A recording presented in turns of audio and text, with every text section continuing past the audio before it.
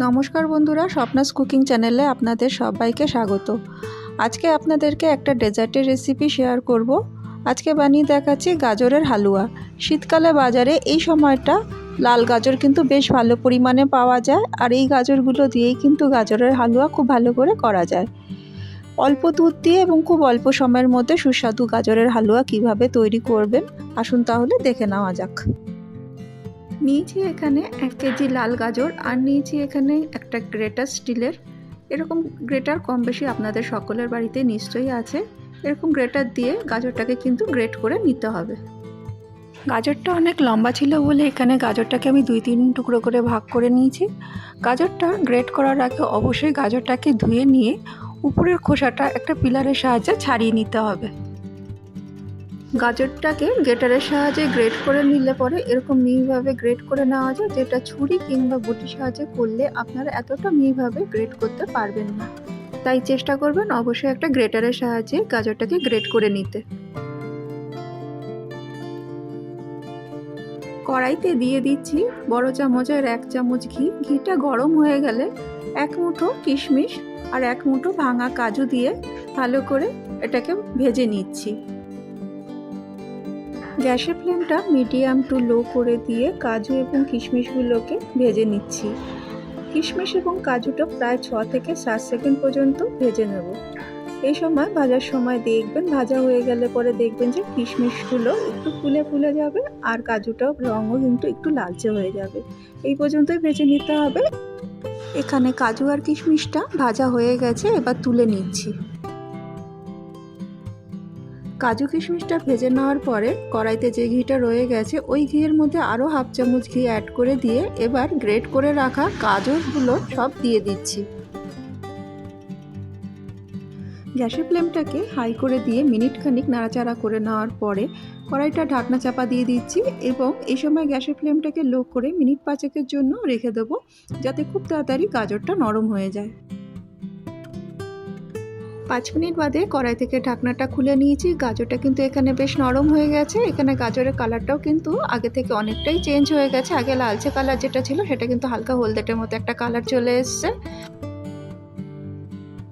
এরপর দিয়ে দিচ্ছি এতে 400 ml দুধ। এটা আমি আগে থাকতে দুধটা ফুটিয়ে রেখেছিলাম, তবে এটা কিন্তু কোনো ঘন করে রাখা দুধ নয়, নর্মাল একটা কি দুটো বলক আনানোর পরেই দুধটা এখানে ফুটিয়ে নেওয়া আছে আর কি। দুধ এবং গাজরটাকে মিনিট 5-এর জন্য গ্যাসের ফ্লেমটা মিডিয়াম টু লো করে ফুটিয়ে নিচ্ছি। 100 গ্রাম খোয়া ক্ষীর নিয়ে নিয়েছি, এটাও একটা গ্রেটারের সাহায্যে গ্রেট করে নিচ্ছি। 5 মিনিট বাদে এখানে দেখাচ্ছি দুধটা কিন্তু গাজরের সাথে ফুটে অনেকটাই কমে গেছে। এরপরে ভেজে রাখা কাজু আর কিশমিশগুলো সব দিয়ে দিলাম। কাজু কিশমিশ দিয়ে মিনিট খানিক নাড়িয়ে চাড়িয়ে এবার দিয়ে দিচ্ছি খোয়া ক্ষীর। 1 কেজি গাজরের জন্য 400 ml দুধ আর 100 গ্রাম খোয়া ক্ষীর নিয়েছি। খোয়া ক্ষীরের পরিমাণটা এখানে কিন্তু বেশ অনেকটাই আমি দিয়েছি, কারণ এখানে দুধের পরিমাণটা আমি কম দিয়েছি।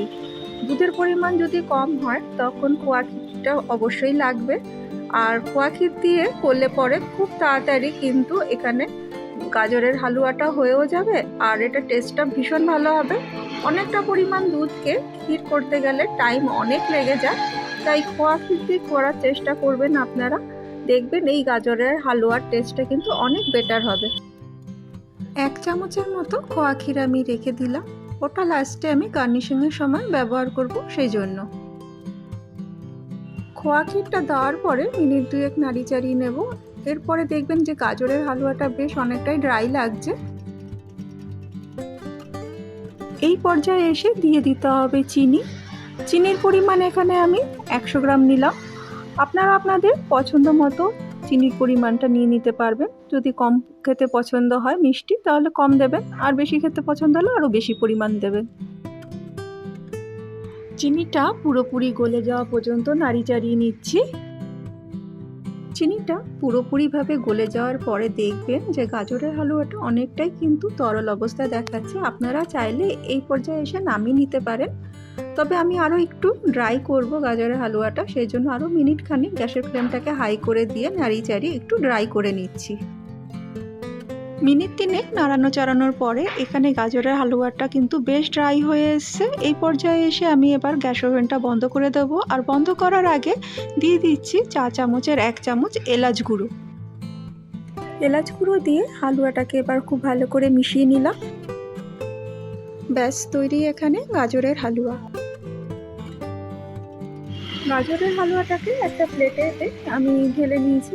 আর সার্ভ করার আগে গার্নিশিংয়ের জন্য উপর থেকে অল্প পরিমাণ কাজু কিশমিশ আর 1 চামচ খোয়া ক্ষীর যে রেখেছিলাম সেটা দিয়ে উপরটা গার্নিশিং করে নিচ্ছি। অত্যন্ত সুস্বাদু গাজরের হালুয়ার রেসিপিটি আমি খুব সহজভাবে কম সময়ে কিভাবে তৈরি করবেন সেটাই করে দেখালাম। গরম কিংবা ঠান্ডা 2 রকম অবস্থাতেই কিন্তু এই হালুয়াটাকে সার্ভ করতে পারবেন আপনারা। আমার চ্যানেলে গাজরের ফিরনির আরও একটি রেসিপি রয়েছে, চাইলে আপনারা দেখে নিতে পারেন। আশা করি আমার আজকের এই রেসিপিটি আপনাদের ভালো লেগে থাকবে। যদি ভালো লেগে থাকে অবশ্যই একটা লাইক, কমেন্ট আর শেয়ার করবেন। আর নতুন নতুন ভিডিও পেতে আমার চ্যানেলটা সাবস্ক্রাইব করার অনুরোধ রইল। সবাই খুব ভালো থাকবেন, সুস্থ থাকবেন। আবার দেখা হচ্ছে অন্য কোনো দিন অন্য কোনো ভিডিওতে।